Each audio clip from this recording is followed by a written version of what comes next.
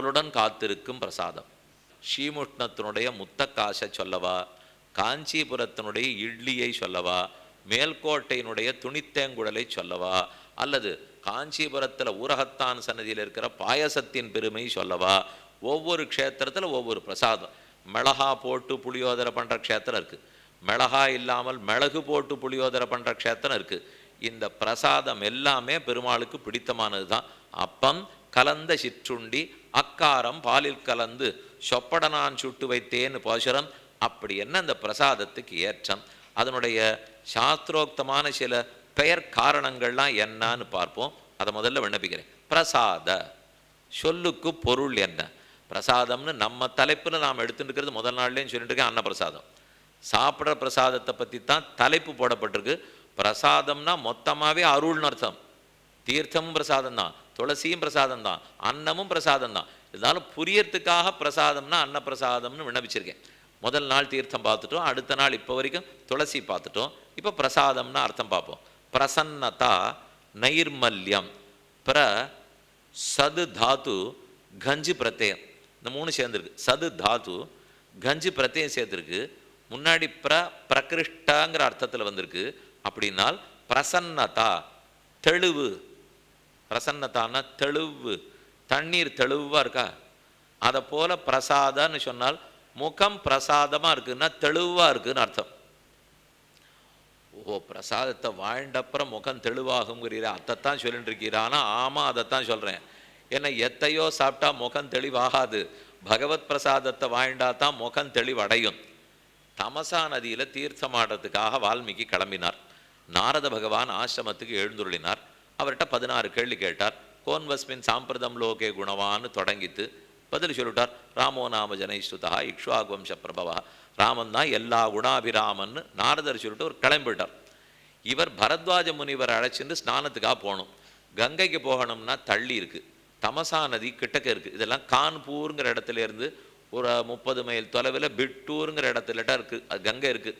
அங்கே போகாமல் தமசா நதியில் போய் தீர்த்தமாடுறார். கான்பூர்லேருந்து போகிறச்சவே தமசா நதி வரும். அந்த நதி ரொம்ப தெளிவாக இருந்து தான். அப்போ பக்கத்தில் இருக்கிற பரத்வாஜரை பார்த்து வால்மீகி சொல்கிறார், ரமணீயம் பிரசன்னாம்பு சன்மனுஷ்ய மனோயதா. பிரசன்ன, பிரசன்னா சந்தோஷமான நம்ம நினைப்போம், ஆனால் பிரசன்னதான தெளிவானான்னு அர்த்தம். சந்தோஷம் வேற, தெளிவு வேற. சந்தோஷத்தில் கண்மண் முன்ன தெரியாது போச்சுன்னா தெளிவுலாம் இருக்காது. ஆனால் தெளிவாக சந்தோஷப்படணும்னா அனவசாத அனுத்தர்ஷம்னு ஆதிசங்கர பகவத்பாதர் சாய்த்தாரோ இல்லையோ. அனவசாதம்னா சந்தோஷம் வரைச்சே ஓஹோன்னு குதிக்கவும் கூடாது, அனுத்தர்ஷம்னா குதிக்கக்கூடாது. அனவசாதம்னா துக்கம் வரைச்சே கீழே புரண்டாழவும் கூடாது. தெளிவாக இருக்கார், சாந்தமாக இருக்கார், நிதானம் தவறாமல் இருக்கார். சுகதுக்கே சமயகிருத்வா லாபாலாபோ ஜெயா ஜெயவுன்னு இருக்காருங்கிறத சொல்கிறார். இந்த ஜலம் எவ்வளவு தெளிஞ்சிருக்கு பாரு பரத்வாஜா. ரமணீயம், மனசுக்கு ரொம்ப ஆனந்தம் கொடுக்கறதா இருக்கு. பிரசன்னம், தெளிவாக இருக்குது. எதை போலேன்னு ஒரு திட்டாந்தம் சொல்கிறார். சன்மனுஷ்ய மனோயதா, நல்ல மனுஷர்கள், மகான்கள், ரொம்ப சான்றோர்கள், அவர்களுடைய உள்ளம் எப்படி தெளிஞ்சிருக்குமோ இந்த ஜலம் அவ்வளவு தெளிவாக இருக்குங்கிறார். அதனால பிரசன்ன பிரசாத என்றால் தெளிவு என்று பொருள். மனத்தெளிவு, உள்ள தெளிவு, புத்தியில தெளிவு, இது இருந்தால் பிரசாதம். அடுத்த அர்த்தம் பார்ப்போமா? இதை எது ஏற்படுத்துமோ அது பிரசாதம். முதல்ல தெளிவே பிரசாத சப்தத்துக்கு அர்த்தம். அதுக்கப்புறம் பிரசாதனம்னு சொல்லுவா. அப்படின்னா பிரசாதம்ங்கிற தெளிவை ஏற்படுத்தக்கூடிய கருவி. பகவத் பிரசாதத்தை பெற்று அவர் சாப்பிட்ட மிச்சத்தை சாப்பிட்டோம்னால் நம்ம உள்ளத்தில் தெளிவு ஏற்படும், நம்ம புத்தியில் தெளிவு ஏற்படும், அதில் இருக்கிற கலக்கமெல்லாம் போயிடும். அப்பப்போ கணத்தில் ஜலம் கலங்கி போயிடும். அதுக்கு தேத்தாங்கொட்டைன்னு ஒன்று போடுவா. நெல்லி முள்ளி கட்டை போட்டிரா, தேத்தாங்கொட்டை போட்டிரான்னு அது போட்டால் தெரிஞ்சு போயிடும் இல்லையோ. அது போல் நம்ம உள்ள அப்பப்போ கலங்கி போயிடும். ஆறானு பேசாமல் இல்லாமல் எழுத்து வீட்டுக்காரர் 2 வீட்டுக்காரர் ஏதோ 2 சொல்லிட்டு போவார். நீங்கள் பாட்டுக்கு 3 நாள் போய் உபன்யாசம் கேட்டீரே, என்ன லாபம்னு யோசிச்சு பார்த்தீங்களான்னு வரும். கேட்கலாம், யாருக்கு தெரியும் யார் என்ன கேட்பாளோ. எல்லாரும் நம்ம போய் உட்காந்து முக்கியமான நிகழ்ச்சியெல்லாம் விட்டுட்டு போய் உட்காந்துருக்கு. அப்படி இருந்துச்சு என்ன நடந்ததுன்னு உங்களுக்கு தான் தெரியுமா? நாங்கள்லாம் எவ்வளோ சந்தோஷமாக இருந்தோம்னால் அவர் சந்தோஷம் 1/2 மணி பட்டார். நாம் இங்கே வந்திருக்கிறது எப்போவும் சந்தோஷப்படுறதுக்காக இருக்கும். அது விஷயத்தினால மட்டும் இல்லை, விஷயம் பகவத் விஷயம். அதனால அப்போ அந்த தேத்தாங்கொட்டை போடணும் இல்லையோ. ஜலத்துக்கு தேத்தாங்கொட்டை போட்டுடலாம், நம்ம உள்ளத்துக்கு பகவத் பிரசாதமே ஒரு தேத்தாங்கொட்டை. ஆச்சாரியர்களுடைய உபதேசம் ஒரு தேத்தாங்கொட்டை. காதால் அதை கேட்டாலோ, கண்ணால் பகவத் தரிசனம் கிடைச்சாலோ, வாய்க்கும் வயத்துக்கு நன்னா திருப்தியாக பிரசாதம் கிடைத்தாலோ அது நெல்லி முள்ளி கட்ட தேத்தாங்கொட்டையை போலே ஜலத்தை தெளிவுபடுத்துகிறா போலே உள்ளத்தை தெளிவுபடுத்தி விடும். அதனாலேன்னு சாதிக்கிறார். பிரசன்னதா நைர்மல்யம், மலம் தோஷம், நிர்மல தோஷமற்ற, நைர்மல்யம் தோஷமற்றதன் தன்மை. அப்படின்னா தோஷமே இல்லாமல் நிர்மலமான தன்மையை சொல்றது அப்படின்னு அமரகோஷமே சொல்லுது. பிரசது கஞ்சு பிரசன்னதா நைர்மல்யம் இத்தியமரஹா யதா பிரபோத சந்திரோதயத்தில் சொல்றார். கல்பாந்த வாத சங்கோப லங்கித அசேஷ பூபிருதா ஸ்தைரிய பிரசாத மரியாதாக தாயேவகி மகோததேஹே. பெரிய கடல் இருக்கு பாருங்க, அந்த கடலுக்கு இந்த 3 தன்மை உண்டு. ஸ்தைரியம், ஸ்தைரியம்னா அசக்க மாட்டா தன்மை. கலக்க முடியுமா? கடலை கலக்க முடியாது, ஒன்றும் பார்க்க முடியாது, தாண்ட முடியாது. அதான் ஸ்திரத்தன்மை ஸ்தைரியம். பிரசாத தெளிவு, நடுக்கடலுக்கு போனீங்கன்னா அலையே இருக்காது, அலை ஓஞ்சு தெளிவாக இருக்கா, அதுதான் பிரசாதங்கிறதுக்கு அர்த்தங்கிறார். மரியாதா ஆழம் தெரியாது. ஸ்தைரியம் ஸ்திரத்தன்மை அசைக்க முடியாது. பிரசாதம் தெளிவாக இருக்கும். நடுக்கடல்ல ஊருக்கு இங்கே இல்லை, நடுக்கடலில் தெளிவாக இருக்கும். மரியாதா ஆழம் என்னன்னு தெரியாது. இந்த 3 தான் கடலுடைய தன்மைன்னு அங்கே பிரசாதன்னா தெளிவுன்னு வருதா. இப்போ 2வது அர்த்தம் பார்ப்போம். பிரசாதனால் அனுகிரகம், அனுரோதம், அனுகிரகம். அனுகிரகம்னா அருள்னு தமிழ் வச்சுங்க. பகவானுடைய அனுகிரகத்தை பெறுகிறோம், ஆச்சாரியர்களுடைய அனுகிரகம் கிடைக்கிறது. அந்த அனுகிரகத்துக்கே பிரசாதம்னு பேர். இதுக்கு ஒரு இடம் சொல்லிவிடுறேன். கண்ணன் மதுரா நகரத்துக்கு வந்தார். வயசு 10. எல்லா சேட்டிதங்களும் முடிஞ்சு போச்சு. இனிமேல் இக்கரையிலேருந்து அக்கறைக்கு போகிறதுக்கு ஆள் இல்லை. கம்சன் அசுரர்களை அனுப்பிச்சு வைக்கணும்னால் பூத்தனையனிடத்திலேருந்து ஆரம்பித்து கேசி வரைக்கும் மொத்த பேரும் போயாச்சு. போனவன் ஒருத்தருமே திரும்பி வரல, எல்லாரும் அழிஞ்சு போயிட்டா. அதுக்கு தான் அக்குரூரன் அனுப்பினான். நீ போய் கண்ணனை இந்த பக்கம் கூட்டின்னு வந்துடுவோம், நான் பெரிய யாகம் ஏற்படுத்தி வைக்கிறேன், யானையை வச்சு அவனை கொன்னுடுவோம். யானைக்கு தப்பிச்சா முட்டிக்க சாணூர்களை வச்சு அழிச்சுடுவோம், அவனுக்கு தப்பிச்சா நான் உட்காண்டிருக்கேன், நானே முடிச்சு விட்றேன். இப்படிங்கிறதுக்காக அக்குரூரன் அனுப்பிச்சு கண்ணன் வந்துட்டார். கண்ணன் வந்து அலங்காரம் பண்ணிக்கணும்னு அவருக்கு ஆசை. இத்தனை நாள் கிராமத்தில் இருந்துட்டோம். அண்ணாவோட வரார், பலராமனோட கூட வந்தார். அதனால் அண்ணா இனிமேல் நகரத்துக்கு வந்துட்டோம், அலங்காரம் பண்ணிட்டா தான் யாரும் நம்மளை திரும்பி பார்ப்பா, பேசவே மாட்டா, மரியாதை இருக்காது. புஷ்பாலங்காரம் பண்ணிக்கணும், சந்தனாலங்காரம் பண்ணிக்கணும், வஸ்திராலங்காரம் பண்ணிக்கணும். இதெல்லாம் பண்ணால் தானே பிரசாதம். அதனால் முதல்ல இதை சொல்லிவிட்டார். புஷ்பாலங்காரத்துக்கு எங்கே போகலாம்? எனக்கு ரொம்ப நாள் முன்னாடி ஒரு தோழன் இருக்கிறதா எண்ணம். இவர் இங்கே இருந்ததே இல்லை, பிறந்தன்னைக்கே கிளம்பி போயிட்டார். இருந்தாலும் யாரோ தன் வீட்டில் வச்சு இவனுக்கு ஆராதனை பண்ணிட்டு இருக்கான். அவனை நினச்சின்னு வந்துட்டார். அது ஒரு குறுந்தெரு சந்து. அந்த சந்துக்குள்ளே ஒரு குடிசை வீட்டுக்குள்ளே ஒரு மாலாக்காரம், அப்படின்னா புஷ்பம் எல்லாம் வச்சுட்டு ஏழை, பரம ஏழை. அவன் தன்னால் முடிஞ்சதை வச்சு வியாபாரம் பண்ணிட்டு பாக்கி இருக்கிற பூவை அவனே ஒரு சின்ன கிட்டக விக்கிரகம் வச்சுருக்கான். அதை சாத்திட்டு சந்தோஷமாக தூங்கி போடுவோம். அந்த வீட்டை தேடின்னு போகிறார். ஒருத்தருக்கு அவனை யாருன்னே தெரியல. இவர் ராத்திரி 9 மணிக்கு போய், நான் புஷ்ப அலங்காரம் மாலை அலங்காரம் பண்ணிக்கிறதா வந்திருக்கேன், நீ தான் எப்பவும் ராத்திரி எனக்கு புஷ்பம் சமர்ப்பிச்சியே, அதனால் உங்ககிட்ட கேட்டு போகலான்னு வந்திருக்கேன்னு கதவை தட்டுறார். கடக் கடக்குன்னு தட்டல். அவன் தூங்கியே போயிட்டான். அங்கேருந்து வந்து கண்ணில் கவிச்சு திறந்து பார்க்குறான். இவர் நின்றுட்டு இருக்கார். நாம் நித்தியம் யாருக்கு ஆராதனை பண்ணிருக்குமோ இவர் நிற்கிறாருனால் அவன் சொன்ன உடனே வார்த்தை, பிரசாத பரமௌ நாதௌ மம கேகம் உபாகதௌ தன்யோகம் அர்ச்சயிஷ்யாமி இத்தியாகம் அல்யோபஜீவனா. இப்படி மாலை கட்டி விற்பனை பண்ணிட்டு இருக்கிற அந்த ஏழை சொன்னான், ஹே நாதனே பிரசாத பரமௌ, நீ பிரசாதம் நிறைந்தவன் அவன் சொல்கிறான். அப்படின்னா அருள் நிறைந்தவர்னு அர்த்தம். அருள்ங்கிற அனுகிரகம் எங்கே தெரிஞ்சுதான்? வைகுந்தத்திலேருந்து பார்க்கடலுக்கு இறங்கினது பிரசாதம், பார்க்கடல்லேருந்து மதுரைக்கு வந்து பிறந்தது அதை விட பிரசாதம், மதுரையிலேருந்து பயந்தாப்புல நடித்து கோகுலத்துக்கு போனியே அது பிரசாதம், கோகுலத்தில் 10 வருஷம் கழித்து திரும்ப மதுரைக்கு வந்தியே அது பிரசாதம், பெரிய வீதியை விட்டுட்டு சின்ன சந்துக்கு வந்தியே பிரசாதம், அதில் இருக்கிற பெரிய வீட்டுகள் வந்துட்டு குறுந்தெருவுக்கு வந்தியே கொஞ்சம் சின்ன குடிசை வீட்டுக்கு, இந்த பிரசாதத்தை நான் என்னன்னு சொல்லுவேன்? மம கேகம் உபாகதௌ, ஆகதௌ உபாகதௌ கேகம் உபாகதௌ மம கேகம் உபாகதௌ. ஆகதௌ நாள் வைகுந்தத்திலேருந்து பார்க்கடலுக்கு வந்தார்னு அர்த்தம். உபாகதௌ நாள் பார்க்கடல்லேருந்து மதுரைக்கு வந்துட்டார்னு அர்த்தம். கேகம் உபாகதௌ நாள் என் தெருவுக்கு வந்தார்னு அர்த்தம். மம கேகம் உபாகதௌ நாள் தெருவில் இருக்கிற என் குடிசைக்கு வந்தார்னு அர்த்தம். வைகுண்டத்தில் எழுந்துருளி இருக்கிற பெருமான் அங்கிருந்து ஸ்ரீமான் ஆவிர்பூதௌ, அங்கிருந்து பிறந்தவர் வைகுந்தத்திலேருந்து பார்க்கடலில் போய் பிறந்துட்டார், அங்கிருந்து சயனித்தார். அங்கிருந்து ஆகதோ மதுராம்புரியும், வைகுந்தத்தில் இருந்தவர் பார்க்கடலில் போய் சயனித்து மதுரா நகரத்துக்கு வந்து, மதுரா நகரத்தில் என் குறுந்தெருவுக்கு வீட்டுக்கு வந்திருக்கியே, பிரசாத பரமோ நாதோ மமகேகம் உபாகதோ தன்யோகம், அடியன் பெரிய தன்ய நானேன். நம்ம எந்த பிரசாதத்தை பெறச்சவும் இதை மனசால நினச்சிக்கணும். அடியன் தன்ய நானேன், அனுகிரகீதோஸ்மி தன்யோஸ்மி, தன்ய நானேன், எல்லா பெருமகளையும் பெற்றேன், உன்னுடைய அருளுக்கு பாத்திரபூத்த நானேன், இன்னும் பல முறை இது கிடைக்கணும் கிடைக்கணும்னு பிரார்த்திச்சுக்கிறேன். இந்த எண்ணத்தோடு தான் பெற்றுக்கொள்ள வேண்டும். அதனால அனுகிரகம்னு அர்த்தம், பிரசாதம்னு அர்த்தம், அருள்னு பொருள். இது ரெண்டாவது அர்த்தம் சொல்கிறேன். முதல்ல சொன்னது தெளிவு, ரெண்டாவது சொல்லுவது அருள். பிரசாதம்னா அருள். யதா ரகுவம்சம் சொல்றது, தஸ்யாக பிரசன்னேந்து முக பிரசாதம் குரு நிருபாணாம் குரவே நிவேத்திய பிரஹர்ஷ சின்னானுமிதம் பிரியாயை சசம்ச வாச்சா புனருக்தியேவ. குரு நிருபாணாம் பிரசாதம், குருக்களெல்லாம் ராஜாக்களிடத்தில் ரொம்ப அருளோடு இருந்தான்னு அந்த சரித்திரம் சொல்கிறது. இன்னொன்று சொல்கிறார் சுவாஸ்தியம். இப்போ சொல்கிறது மூணாவது அர்த்தம். சுவாஸ்தியம்னால் உள்ள தெளிவு, உள்ள சந்தோஷமாக இருத்தல், உடல் சந்தோஷமாக இருத்தல், அது ஒரு அர்த்தம். அப்புறம் இன்னொன்று சொல்கிறார் ஓஜா பிரசாத மாதுரிய குணத்திருத்தய பேததா கௌட வைதர்ப பாஞ்சால ரீதையா பரிகீர்த்திதாக.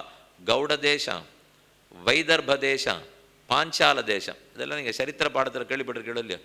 கௌட தேசம், கௌடியா சம்பிரதாயம் வங்காளத்தில் சொல்கிறாளே அது கௌட தேசம். பாஞ்சால தேசம் 5 நதிகள் இருக்கக்கூடிய பஞ்சாப், இன்னைக்கு இருக்கிற பஞ்சாப் தான் பாஞ்சால தேசம். வைதர்ப தேசம் நாகப்பூர், மகாராஷ்டிரத்தில் இருக்கிற நாகப்பூர். விதர்பாதிபதிர் மகான் ஆசீத் பீஷ்மகோ நாம விதர்பாதிபதிர் மகான். பீஷ்மகன்கிற ராஜாவினுடைய பெண் குழந்தை தான் ருக்மிணி தேவி. அதனால் அது விதர்ப தேசம். இந்த 3 தேசத்துக்கும் சொல்கிறார் வைதர்ப, அதாவது கௌட வைதர்ப பாஞ்சால ரீதையா பரிகீர்த்திதாக. அவரவர்களுக்கு என்ன இருக்குமா? ஓஜகா பிரசாத மாதுரிய குணம். ஓஜகா அதாவது ஒளி, அவர்களுக்கு இருக்கிற தேஜஸ். அடுத்தது ஓஜ பிரசாத அருள், அவளுக்கு இருக்கிற அருள் தெளிவு. மாதுரிய இனிமை, இது இந்தந்த தேசத்தவர்களுக்கு அந்தந்த குணம் உண்டுங்கிறார். கடைசியாகத்தான் இப்போ நமக்கு வேண்டிய அர்த்தம். தேவ நிவேதித திரவியம் குருணாம் புக்த அவசேஷஞ்ச. பிரசாதம்னு சொன்னால் தேவனுக்கு கைகாட்டப்பட்டது நைவேத்தியம் செய்யப்பட்ட திரவியமும், குருக்கள் அமுது செய்துவிட்டு மிச்சம் கொடுப்பதும், இந்த ரெண்டும் பிரசாதம். அதனால பகவத் பிரசாதமும் உண்டு, பாகவத பிரசாதமும் உண்டு. பகவான் சாப்பிட்ட மிச்சல் மட்டும் நினச்சிக்க வேண்டாம். தது உத்திஷ்டம் சுபாவனம்னு செய்வார்கள். போனகம் செய்த சேடம் தருவரேல் புனிதமன்னேன்னு திருமாலையில் தொண்டர்புடியாழ்வாருடைய பாசுரம். ஆச்சாரியர்கள், பரம பக்தர்கள், பிதா தந்தை, ஜேஷ்ட பிராதா அண்ணன், பரம பாகவதர்கள், கணவன், பகவான், இவர்கள் சாப்பிட்ட மிச்சத்தை மட்டும் நம்ம சாப்பிடலாம்னு தர்மசாஸ்திரம் ஒத்துக்குது. இது எதுக்காக சொன்னேன்னால், கண்ணன் கீதையிலே இன்னென்ன ஆகாரம் சாத்விக ஆகாரம்ங்கிறார், இன்னென்னதை ராஜசம்ங்கிறார், இன்னென்னதை தாமசம்ங்கிறார்.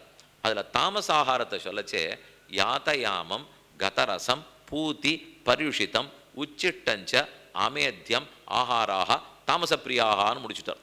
இந்த ஆகாரம்லாம் தமோ குணத்தவர்கள் சாப்பிட்றது. யாத்தயாமம் இப்படி என் சொன்னேன்னா உங்களுக்கு கிளம்புற சமயத்துக்கு பயமாக இருக்கும், இருந்தாலும் சொல்லிடுறேன். யாத்தயாமம்னா தளிகை பண்ணி ஒரு ஜாமம் ஆயிடுத்துன்னா சாப்பிடக்கூடாதான். ஒரு ஜாமம், ஒரு வாரம்லாம் அவர் சொல்லலை, அவர் சொன்னது வெறும் ஒரு ஜாமந்தான். நம்ம வச்சுருக்கிற பொட்டியில் ஒரு வாரம் இருக்கும் சுவாமி, எத்தனை குழம்பு வச்சுருக்கோம், நீங்களாம் ஒரு குழம்பு சாப்பிடுவீங்க, நாங்கள் 7 குழம்பு வந்தவா போனவாரெலாம் பண்ணி வச்சுட்டு போயிருக்கா. அதெல்லாம் கூடாது, ஆரோக்கியத்துக்கு கேடு. யாத்தயாமம். கத ரசம், இயற்கையான ரசம் படுத்துனா சாப்பிடக்கூடாது, செயற்கை ரசத்தை ஊட்டி சாப்பிடக்கூடாது. பூதி பரியுஷிதம், பூத்தினா துர்கந்தம், கந்தம் ஏற்றப்பட்ட பொருட்களை சாப்பிடக்கூடாது. பரியுஷம்னா ஊசி போனது. இன்னைக்கு வடைய நாளைக்கு வச்சுட்டு சாப்பிட்டா எப்படி இருக்குன்னு தெரியுமோ. சிலருக்கு சிலதில் விபரீத ஆசை, திருக்கண்ணமத்துக்கு அப்பளாந்தொட்டுண்டு சாப்பிட்றவா எப்பவும் இருக்கா. இதுக்கு அதுக்கு என்ன சம்பந்தம்னே தெரியாது. ஏதோ திருக்கணமத்துக்கு நெய் குத்தின்னு பார்த்துருக்கேன், இது வெறும் சக்கரை பண்டம், அது அப்படியே உப்பு பண்டம்னா அது அந்த சுவாமிக்கு பிரியமாக இருக்குது. அதனால் யாத்தயாமம் கதரசம் பூதி பரியுஷிதம் உச்சிஷ்டம். ஒருத்தர் சாப்பிட்ட மிச்சத்தை சாப்பிடக்கூடாதுங்கிறது நேர கண்ணன் கீதையில் சொல்லிட்டு இருக்கார். ஆனால் போனகம் செய்த சேடம் தருவரேல் புனிதவன்னே ததுச்சிஷ்டம் சுபாவனம். அந்த பெரியவர்கள் சாப்பிட்ட மிச்சத்தை சாப்பிட்டா நம்ம புனிதத்தன்மை அடைகிறோம்னு தர்மசாஸ்திரம் சொல்கிறது. அந்த இடத்துக்கு சுவாமி வேதாந்த தேசிகன் தான் ஒரு விதிவிலக்கு சொல்கிறார். அங்கே உச்சிஷ்டம் அமேத்தியம் கூடாதுன்னு சொன்னார். அமேத்தியம்னா பகவானுக்கு நைவேத்தியம் பண்ணப்படாத பொருள். அதுவாக இருந்தாலும் தமோ குணத்து பொருள். உச்சிஷ்டம்னால் இன்னொருத்தர் சாப்பிட்ட மிச்சம், இது கூடாது, இது தவறான விதிவிலக்கு சொல்கிறார். எதுனால் பகவத் உச்சிஷ்டம், பாகவத உச்சிஷ்டம், தகப்பனாருடைய உச்சிஷ்டம், கணவனுடைய உச்சிஷ்டம், ஜேஷ்ட பிராதாவனுடைய உச்சிஷ்டம், இவைகளை தவிர மற்றவை தள்ளுபடி. மற்றதெல்லாம் சாப்பிடக்கூடாது, இது வரைக்கும் ஏற்றுக்கலாம்னால் அப்போ அந்த உச்சிஷ்டங்கிறது தான் பிரசாதம், பாகவத பிரசாதம். பகவான் சாப்பிட்ட மிச்சத்தையும் சாப்பிடலாம், பரம பாகவதர்கள் ஆச்சாரியர்கள் சாப்பிட்ட மிச்சத்தையும் சாப்பிடலாம். ஆனால் அது கிடைக்காதுங்கிறார். போனகம் செய்த சேடம் தருவரேல் புனிதமன்றேன்னு பாட்டு, தரமாட்டாளாம். அதெல்லாம் எதுக்குன்னா எங்கள் உச்சிஷ்டெல்லாம் வேண்டாம், நீங்கள் பார்த்துங்க, நீங்கள் பண்ணிங்கோ, நீங்கள் சாப்பிடுங்கோன்னு விலகுவாளாம். இல்லை, அவள் திருவடியை பிடிச்சாவது நீ வாங்கிக்கோ, தருவரேல் அவர்கள் கொடுத்தார்கள் என்றால் புனிதம் அன்றே. புனிதம் அன்றே இல்லை, அன்றே புனிதம். என்னைக்கு நீ வாங்கி சாப்பிட்றையோ அன்னைக்கே புனிதத்தன்மை அடைகிறாய்னு தர்மம் சொல்லுகிறது. அந்த தேவ நிவேதித திரவியம் குருணாம் புக்த அவசேஷஞ்ச யதா ஆசீத் வம்சத்திதோ அப்படின்னு ஸ்காந்த புராணத்தில் ரேவா கண்டத்தில் சத்யநாராயண பூஜை விஷயத்தில் பிரசாதம் சத்யதேவஸ்ய தியக்த்வா துக்கம் அவாபசகா அப்படின்னு ஒரு சரித்திரம் சொல்லியிருக்கார். நலே பிரசாதம்ங்கிறது அனுரோதம், அருள்ங்கிற அர்த்தத்துலையும் வரும். அந்த பிரசாத சப்தம் எங்கிருந்து வந்திருக்குன்னால் பிரசீதங்கிற சப்தத்திலேருந்து பிரசாதான்னு வந்திருக்கான். இந்த ஸ்லோகம் உங்களுக்கு தெரியுமே, வினா வெங்கடேஷம் நநாதோ நநாதா சதா வெங்கடேஷம் ஸ்மராமி ஸ்மராமி ஹரே வெங்கடேஷ பிரசீத பிரசீத பிரியம் வெங்கடேஷ பிரயச்ச பிரயச்சான்னு சொல்கிறோம் இல்லையோ. வெங்கடேஷ பிரசீதனால் என்னிடத்தில் அருளுள்ளவனாக ஆகுவாய், அடியேன் பேரில் அருள் காட்டுவாய்ன்னு அர்த்தம். அருளாய் அருளாய் ஆழ்வார்கள் கேட்கலையா, அவருடைய அருள் தான் பிரசீதம், அதுதான் பிரசாதம். அதனால பிரசீதத்திங்கிறது பிரசீதத்தி அனேனேதி பிரசாதகான்னு கூட சொல்லுவாள். அதனால பிரசாதம்னு வந்தது. பிரசன்னஸ்ய பாவகா பிரசன்னதா, பிரசாதஸ்து பிரசன்னதா, பிரசன்னத்தை தெளிவான தன்மையை ஏற்படுத்தக்கூடிய பொருள்னு சொல்லலாம். இப்படி ரொம்ப ஆச்சரியமான அர்த்தம் கொண்டது பிரசாதம். இந்த பிரசாதம் ஆபியவஹாரிகம்ங்கிற கோட்டியிலே சேர்ந்தது. இந்த உபன்யாசம் ஆரம்பிக்கச்சே 3 சொன்னேன், ஔபச்சாரிகம், சாம்ஸ்பர்சிகம், ஆபியவஹாரிகம்னு. அப்படின்னா பெருமானுடைய திருமேனிக்கு உள்ளே போகிறது, அதை நம்ம சமர்ப்பித்தா அவர் சாப்பிடுகிறார் இல்லையோ, அதைத்தான் சொல்லுகிறார். சூபோதனம் கிருதான்னஞ்ச திலான்னம் கிருசரம் ததா குடோதனம் கிருதான்னஞ்ச க்ஷீரோதேன மதாபிவா பாயசான்னம் அபூபாதி லாஜசக்து பலாதிகம் பலம் மூலாதிகஞ்சைவ தாம்பூலஞ்ச ததைவச்ச ஆகாராதிச்ச சர்வத்திர ஆபியவாரிகம் உச்சதே. இந்த ஆகாரங்கள் எல்லாம் ஆபியவாரிகம் அப்படின்னு சொல்லப்படுகின்றன. சூபோதனம் பருப்பு சாதம், கிருதான்னம் நெய் சாதம், திலான்னம் திலம்னா எள்ளு சாதம், கிருசரந்ததா குடோதனம் வெள்ளை சாதம், சக்கரை பொங்கல்னு வச்சுக்கோ. கிருதான்னஞ்ச அந்த குடத்தோட கிருத்தம் நிறையா சேர்ந்ததுன்னா அக்கார் அடிசில். சக்கரை பொங்கல் வேற அக்கார் அடிசில் வேற, ரெண்டும் ஒன்றுன்னு நினச்சிக்கூடாது. கல்கண்டு பிரசாதம் வேற, அக்கார் அடிசில் வேற, சக்கரை பொங்கல் வேற, பால் சக்கரை பொங்கல் வேற, அதான் அக்கார் அடிசில். பாலிலேயே சமைத்தா அக்கார் அடிசில், தண்ணீரில் சமைத்தா சக்கரை பொங்கல். தெரியாமல் சுமாராக சாப்பிடாதீங்க.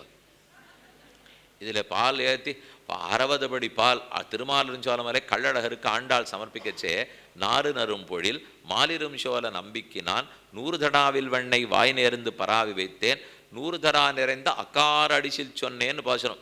நாச்சியார் திருமொழி 143 பாசுரம். இந்த பாட்டை சொல்லித்தான் நித்தப்படி பெருமாளுக்கு நைவேத்தியம் பண்ணணும். பாக்கி சம்ஸ்கிருத ஸ்லோகங்கள்லாம் இருக்கட்டும், ரொம்ப சுலபமான பாசுரம். 100 கங்காளம் அண்டா நிறைய வெண்ணையாம், 100 அண்டா நிறைய அக்கார் அடிச்சிலாம். இதை நிறச்சி வச்சாச்சு, கள்ளழகர் நிறைய சாப்பிட்ற வரான். இது எல்லாத்தையும் நீ சாப்பிட்ணும். நாறு நழும்பொழில் மாலிருஞ்சோல நம்பிக்கினான் 100 தடாவில் வெண்ணெய்.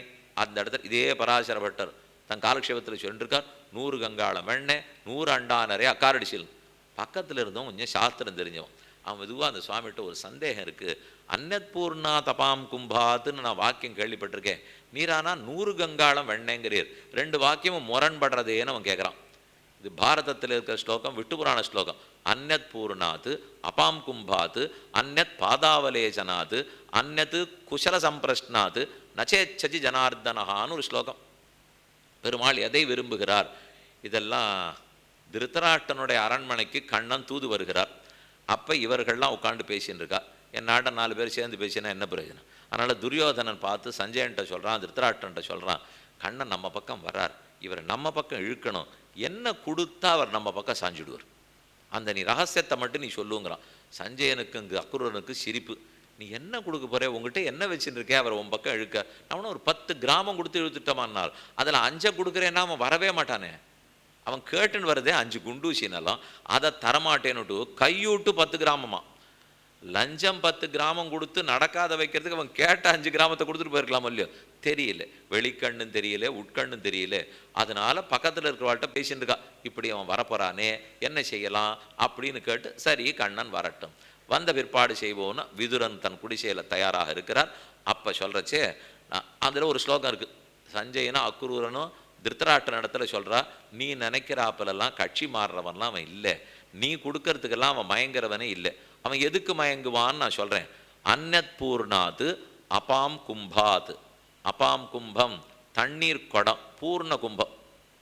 கண்ணன் வருகிறான்னு உடனே வாசக்கதவை முழுக்க திறந்து வச்சு விளக்கேற்றி வச்சு பக்கத்தில் நீயும் தர்மபத்னி குழந்தைகளோட போய் நின்று அவர் வாசலில் வரப்போறாருன்னா 1/2 மணி முன்னாடியிலேருந்து இந்த குடிசை வாசலுக்கு வர்றதுக்கு நான் என்ன பாக்கியம் பண்ணியிருக்கேனோன்னு 2 சொட்டு கண்ணீர் விடு. அதோட பாதி பாத்திரமாக இருந்தால் கூட பூர்ண கும்பத்தை காட்டு. இதுக்கு மேலே அவர் எதிர்பார்க்க போகிறதில்லை. அன்னத் பூர்ணா தபாம் கும்பாத்து. அவர் வந்த உடனே திருவடியை உன் மேல் உத்திரியத்தால் ஜலத்தை போட்டு தொட. அன்னத் பாதாவனேச்சனாது குஷல சம்பிரஸ்னாது. இப்பேற்பட்டவன் அடியன் குடிசைக்கு வரணுமா, இது நடக்குமா, அடியன் யாரு, தேவர் யாரு அப்படின்னு கண்ணால் ஜலம் விட்டு அழு. இதுக்குத்தான் பெருமாள் வசப்படுகிறானே தவிர நீ கொடுக்குறேன்னு சொல்கிறதுக்கெல்லாம் வசப்பட போகிறதில்லை.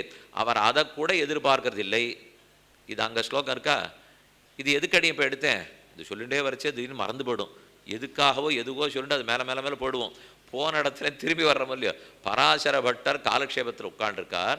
அப்போ சிஷ்யன் கேட்டார், இங்கேயா இருந்தால் ஆண்டாள் 100 தடா அக்காரடிசில்னு பாடுகிறாள், நீராக இருந்தால் தீர்த்த குடம் கொடுத்தா கூட போகிறா, அதுவே வாண்டாங்கிறீர். இது என்ன ஒரு பாதி சொம்பு ஜலம் கொடுத்தா போருமா, இல்லை 100 தடா அக்காரடிசில் பண்ணணுமா, ரெண்டுத்துக்குள்ளே எதுக்கு கண்ணன்னு அவர் கேட்குறார். அப்போ பராசர பட்டர் சொன்னார், அந்த 100 கங்காளம் வெண்ணேன்னு சொன்னேனே அது அன்னத் பூர்ணாத்துக்கும் அதமம்னர். கண்ணன் எவ்வளவு வெண்ணெய் சாப்பிட்ருக்காங்கிறதோட இந்த 100 அண்டா வெண்ணையை ஒப்பிட்டு பார்த்தீர்னால் அது வெறும் பூர்ண கும்பம் கொடுக்கறதுக்கு சமம். ஏன்னா அவ்வளவு மட்டும் அது. அவர் வெள்ளிமலை இருந்தாலொத்த வெண்ணையை வாரி விழுங்கிட்டு கல்வன் உறங்குகின்றான். மேருமலையாட்டம் வெண்ணெய் வச்சிருப்பாளாம். அகம் கோவர்தனோஸ்மின்னு மொத்தத்தையும் ஒரே வாயில சாப்பிட்டு வரான். என்ன வெண்ணையே போறலையேன்னு வரான். இப்படி இருக்கிறதுக்கு 100 கங்காளம் வச்சா போறதா, எதை வச்சா போறது. உலகமுண்ட பெருவாயா இன்னும் இடமுடைத்து வயிறுங்கிறார். எல்லாம் 7 மஞ்சார வரை 7 கடல்கள் 7 வானகமும் மண்ணகமும் எஞ்சாமல் வயிற்றடக்கி 7 லோகம் 7 குலபர்வத்தம் 7 சமுத்திரம் எல்லாத்தையும் விழுங்கிட்டு, என்ன தேவி வயத்தில் இன்னும் நிறைய இடம் இருக்குது, கொஞ்சமாக பண்ணி போட்டிருக்கியே அப்படின்னு மகாலட்சுமி இடத்துல கேட்குறான். அப்படின்னா அது எவ்வளவு போட்டால் போரும். அதை அத்தனையும் போடுறதுக்கு அன்னத் பூர்ணாத்துக்கு அதமம். நாம் எவ்வளவு சமர்ப்பித்தாலும் அது ஒன்றுமில்லாததுக்கு சமம் தானே. ஒன்றுமில்லாததை ஏற்கிறான். நம்ம எதை சமர்ப்பித்தாலும் ஒன்றுமில்லாததுக்கு சமம். அதனால் நாம் எத்தனை பிரசாதம் பண்ணாலும் மொத்தத்தையும் பெருமாள் முன்னாடி கொண்டு போய் வைக்க வேண்டியதுதான். எல்லாத்தையும் நைவேத்தியம் பண்ண வேண்டிதான். அந்த பிரசாதத்தை தான் எடுத்துக்கொள்ள வேண்டும். இது இத்தனை எதுக்கு சொன்னேன், அக்காரடிசில் வேற சக்கரை பொங்கல் வேற, அதை மறந்துவிடாதீங்க. 2 நாள் பண்ணுறோம் இல்லையோ. நாயகனாயன் என்ற பாசுரம் ஒன்று வரும், கூடார வெல்லும் சீர்கோவிந்தா பாசுரம் ஒன்று வரும். இதில் நாயகனாயன் என்ன பாசுரத்தன்னைக்கு பண்ணுறது அக்காரடிசில், கூடார வெல்லும் சீர்கோ அதாவது நாயகனாய பாசுரத்தன்னைக்கு சக்கரை பொங்கல் அநேகமாக ஒரு தரம் கொடுத்துருவா. அதுக்கப்புறம் கூடார வெல்லும் சீர் பாசுரம் வந்தால் கண்டிப்பாக வெள்ளை சக்கரை பொங்கல் பண்ணியே ஆகணும். வெல்லும் சீர் கோவிந்தா உந்தன்னை பாடிப்பறகொண்டு யாம்பரிசம் நானும் நாடு புகழும் பரிசினால் நன்னாக சூடகமே தோல்வலையே தோடே செவிப்பூவே பாடகமே என்ற அணைய பல்கலனும் யாமணிவோம் ஆடையுடுப்போம். அதன் பின்னே பால் சோறுன்னு இருக்கு பாருங்க. அந்த சொல் இருக்கிறதுனால தான் அக்காரடிசில். நாயகனாய் பாசுரத்தன்னைக்கு 16ஆம் பாட்டு அன்னைக்கு சக்கரை பொங்கல். ஆனால் இங்கே பார்ச்சோறு மூடனை பெய்துங்கிறதுனாலே இது ஜலத்தில் பண்ணப்பட்ட சோறு இல்லை, பாலில் வடிக்கணும். இன்றைக்கி திருமாலஞ்சோலை மலையில் பண்ணுறா. கார்த்தால 3 மணிக்கு அடுப்பில் 60 படி பால் ஏற்றுவா. காலங்கார்த்தால 3 மணி பெரிய அடுப்பு, 60 படி பால். அதில் 5 படி தான் அரிசி போடுவா. 60 படி பாலில் சாமி காணா போயிடாதா. 5 படி அரிசி எதுக்கு போருமானால் கலந்து சொல்கிறேன். அதில் ஒவ்வொரு அரிசி துளிக்கு ஒரு கல்கண்டு, ஒரு கல்கண்டுக்கு ஒரு முந்திரி பருப்பு, ஒரு முந்திரி பருப்புக்கு ஒரு பாதாம் பருப்பு, ஒரு பாதாம் பருப்புக்கு 2 திராட்சை. இது இத்தனையும் அதில் போடணும். அப்போ 5 படி எத்தனை ஆச்சு நீங்களே கணக்கு பண்ணிங்க. இதை வச்சு கடை ஆரம்பித்தா தோள்பட்டை விண்டு போயிடும். பகல் 11:30 மணிக்கு தான் அது ஆகும். 3 மணிக்கு கடை ஆரம்பித்தா 8 மணி நாள் கலரணும். அதுக்கப்புறம் 15 நாளுக்கு அது கெடாது. அத்தாலேயே 100 கங்காளை நிறைக்க பண்ணித்தான் ஆண்டாளுக்கு ஒரு ஆசை. அவள் ஒன்றையுமே பண்ணல. அவள் கையில் சல்லி காசு கிடையாது, அறப்படி பரிசு கூட கிடையாது. எல்லாம் வாய் வார்த்தையாக பாடி வச்சதோடு சரி. பாட்டிலேயே வாய் நேர்ந்து பராவி வைத்தேன்னு தான் பாடினாள். சமர்ப்பித்தேன்னு அவள் சொல்லவே இல்லை. சாமி அதை மாதிரி நாங்களும் பண்ணலாமா? கேட்கலாம். ஆண்டாளாக இருந்தால் பண்ணலாம். நம்ம ஆண்டாள் இல்லையே. ஆண்டாளாக இருந்தால் வாய் நேர்ந்து பராவித்தேனால் அந்த ஆண்டாளுக்கு ஒரு எம்பெருமானார் கிடைச்சார். அதனால் அது 3500 வருஷத்துக்கு முன்னாடி ஆண்டாள். எம்பெருமானார் காலத்துக்கு அத்தனை வருஷத்துக்கு முன்னாடி. ராமானுஜர் காலத்தில் இந்த பாசுரத்தை தங்கோட்டியிலே சொல்லிட்டு இருக்கார். ஆண்டாளுக்கு இவ்வளவு ஆசை இருக்குது, அவளோட சக்கரி காசு கிடையாது, போகிறது கூட முடியாது, 5 வயசில் மோட்சம் போயிட்டா, அதனால் அவள் ஆசையை நம்ம தான் நிறைவேற்றி வைக்கணும் என்று ஆசைப்பட்டு சிஷ்யர்களோட திருமாலிருஞ்சோலமலைக்கு போய் 100 தடா அக்காரடிசில் 100 தடா வெண்ணையை சமைச்சுட்டு அப்படியே சிவில்லுபுத்தூருக்கு போய், ஆண்டாளே நீர் ஆசைப்பட்டு பாசுரம் பாடி நீர் ஆசை என்னால் புரிஞ்ச அளவுக்கு அடியை நிறைவேற்றிருக்கேன்னு சொல்ல தன்னுடைய தந்தத்தோழிக்கு நீ ஆண்டாள் வெளியிலே எழுந்தருளி, அண்ணன் தான் தங்கையனுடைய ஆசையை நிறைவேற்றுவார், நீ நம்ம ஆசையை நிறைவேற்றினபடியால் உமக்கு கோதாகிரஜன்னு பேர் கொடுக்குறேன், ஆண்டாளுக்கு நீர் அண்ணன், நம் கோயில் அண்ணனே வாரும் என்று அழைத்தாள். இன்னி வரைக்கும் அவருக்கு பெருமை காணப்படுகிறது. இந்த ஒரு பிரசாதத்தினால எவ்வளவு நடந்திருக்கு பாருங்க. மகான்கள் ஒருத்தி ஆண்டாள், ஆழ்வார், இவர் ஒருத்தர் மகாச்சாரியர், இவர்களெல்லாம் இந்த பிரசாதத்துக்கு மயங்கிடுவாளானால் அந்த பிரசாதத்தில் தான் இவன் உள்ளம் இருக்குது. அத்தைத்தான் இவன் சாப்பிட வேண்டும். மேலும் பசியில் எத்தனை பேர் காத்துன்னு இருப்பா. அன்னம் பகுகுருவீத அன்னன்ன பரிசக்ஷீத அன்னன்ன நிந்தியாத்து. உபனிஷத்து 3 சொல்கிறது. அன்னத்தை நிந்திக்காதே, அன்னத்தை வீணாக்காதே, அன்னத்தை நிறைய விளைச்சி எல்லாருக்கும் கொடு. இன்றைக்கி என்னமோ பேசின்னு இருப்பா, எங்களுக்கு தான் பொது நலம் தெரியும், சமூக நீதி தெரியும்னு அவள் சொல்லிட்டு இருக்கலாமே தவிர உபனிஷத்தில் இல்லாத நீதி எங்கேயுமே இல்லை. அன்னத்தை நிறைய விளைக்கணும், எல்லாருக்கும் கொடுக்கணும். இந்த பூமி தாயாரே ஆனந்தப்படுற அளவுக்கு தனி ஒருவனுக்கு உணவில்லை எனில் சகத்தினை அழித்திடுவோம்னு என்றோ சொன்னோம். அந்த அன்னத்தை பெருமாளுக்கும் கொடுத்து நாமும் பிரசாதமாக ஏற்றுக்கணும். குடோதனம் கிருதான்னஞ்ச க்ஷீரோதேன க்ஷீரோதனம் அதாபிவா. பாயசான்னம், க்ஷீரம் பார்ச்சோறு. குடோதனம் தனியாக இருக்குது, அது சக்கர பொங்கல். க்ஷீரோதனம் தனியாக இருக்குது, பால் சோறு, அதான் பாலால் சமைச்சது. பாயசான்னம் அபூபாதி. அடுத்தது பாயசான்னம். பாயசத்தில் இருக்கிற கொஞ்சம் அன்னம் போட்டு தானே பண்ணுவோம் பாயசம். அப்பூப்பம் தான் வடையும் அப்பமும். அந்த அப்பத்தினுடைய இன்னும் ஒரு உயர்தரம் அதிரசம். திருவல்லிக்கேணி பார்சாதிரணத்தில் போனால் இன்றைக்கெல்லாம் அதிரசம் வாங்கிட்டே இருக்கலாம், சாப்பிட்டுட்டே இருக்கலாம். ஆனால் வைத்தியர் 150 ஆச்சு 200 ஆச்சுன்னு சொன்னால் என்ன கேட்கக்கூடாது. அது அதிரசம்னு வேணால் பிரசாதம்னு வாங்கிக்கலாம். அது பல விஷயங்கள்லே நம்ம ஏதோ எண்ணிக்கை கூடிடும்னு பயந்துட்டு இருக்கோம். கொஞ்சமாக சாப்பிட்டதுனால எதுவுமே ஆகிடாது. அதுக்குன்னு உப்பே இல்லாமல் எண்ணெய் இல்லாத வாழ முடியுமான்னு அப்புறம் முட்டி தேஞ்சு போயிடும்.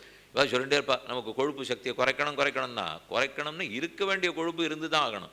அதுவும் பிரசாதத்தினால தப்பாயிடல். அதிகமாக எதையுமே சாப்பிடக்கூடாது. அதிரசத்துக்கும் ஏற்றம். பாட்டிலேயே அதிரசம்னு இருக்கு அந்த சொல்லு. ரசம் கூட இருக்கவே தான் அதுக்கு அதிரசம்னு பேர். அப்பம் பண்ணுற வகை வேறு, அதிரசம் பண்ணுற வகை வேறு. சாயங்கால வேளையில் திருமால் வடைன்னு ஒன்று கொடுப்பா. ஸ்ரீரங்கத்துலேயும் சரி பல விதேசத்தில் பார்த்துருக்கலாம். இவ்வளோ பெரிய வடை. இன்றைக்கி இதே திருமால்னு சொன்ன மாதிரில ஒரு படி தோசை இருக்குது, கேள்விப்பட்டிருக்கீங்களா? ஒரு படி ஒரே தோசை. இவ்வளோ பெரிய கல் இருக்கும். அந்த கல்லில் திருப்புறதுக்கு ஒரு துடுப்பு இருக்குது. ஒத்தரால் திருப்ப முடியாது, அந்த சுவாமிக்கு தான் தெரியும். அதில் மொத்தத்தையும் குத்திட்டு, குத்துறது ஆச்சரியம் இல்லை, ஒரு படி மாவை கொடுத்துட்டு எப்படி துடுப்பை வச்சு திருப்பணமேன்னா இத்தினோண்டு தோசையை திருப்புறதுக்குள்ளே நம்ம பேரில் அடிக்கிறது. அப்படி இருக்கச்சு இந்த திருப்புறாள் என்ன திருப்புவா, அது கீழே என்னமா ஆயிருக்கு, அதை அப்படியே திருப்பி அதை எடுத்து அதுக்குன்னு ஒரு தாம்பாளம் இருக்குது. சரியாக அதுக்கு எவ்வளவு விட்டம் இருக்குமோ அந்த விட்டம் துல்லியமாக இந்த தாம்பாளத்தில் நிற்கும். மேலே இருக்காது, கீழே இருக்காது. அந்த தாம்பாளத்தோட சாயங்காலம் போய் தலையை கொண்டு பண்ணுவா. சாமி அதை நம்ம ஒரு தோசை சாப்பிடலாமா? 10 நாளில் சாப்பிடலாம். ஒரு நாளில் சாப்பிட முடியாது. 10 பேர் வேணும்னா சாப்பிடலாம். 10 நாளில் சாப்பிடலாம். ஒரு விள்ளல், கால் விள்ளல் கூட சாப்பிட முடியாது. அதனால் சாயங்கால வேளையில் பார்த்தா அந்த தோசை திருமால் வடைன்னு சொல்லுவா. அந்த நெய் குத்தி இருக்கிற முறுமுறுன்னு இருக்கக்கூடிய வடை, இதெல்லாம் நீர் அதனுடைய போக்கியத்தை இனிமைக்கு சொல்லிடுறானால் கண்டிப்பாக பிரசாதம் இனிமையாக தான் இருக்கணும். இன்றைக்கி எந்த கோவில்லையுமே அது ஒரு பெரிய ஆபத்தாக இருக்குது. முதல்ல பிரசாதம் பண்ணுற பரிசாரகர் கிடைக்கிறதே இல்லை. அதை நாம் என்னமோ இது சுமார் அத்தியனம் பண்ணிட்டு ஓஹோன்னு பாராயணம் பண்ணால் வசத்தி, பெருமாளுக்கு பிரசாதம் பண்ணுற பரிசாரகராக இருந்தால் சுமார்னு நினச்சிட்டு இருக்கோம். தப்பான நினைவு. அந்த நாளில் முழுக்க அத்தியனம் பண்ணவாளை தான் கரண்டியை பிடிக்க விடுவா. 4 கிரந்தங்கள்லாம் காலக்ஷேபம் பண்ணியிருக்காரா, அவர் பிரம்மசூத்திரம் பாஷ்யாதிகள் காலக்ஷேபம் பண்ணியிருந்தா தான் உள்ள மடப்பள்ளிக்கே போக விடுவா. இன்றைக்கி அதெல்லாம் மாறிடுச்சு. காலத்தின் கோலத்தினால் மாறிப்போய் அதுன்னா அது சுமார், இதுன்னா வசத்தின்னா அப்படிலாம் இல்லை. பெரியவர்களாக நன்னா வாசித்தவர்கள், மனம் பண்பட்டவர்கள், குணசீலர்கள் போய் தளிய பண்ணால் தான் பெருமாளுக்கும் பிடித்தமா. அதனால் அதை தப்பாக நினச்சிக்க வேண்டாம்.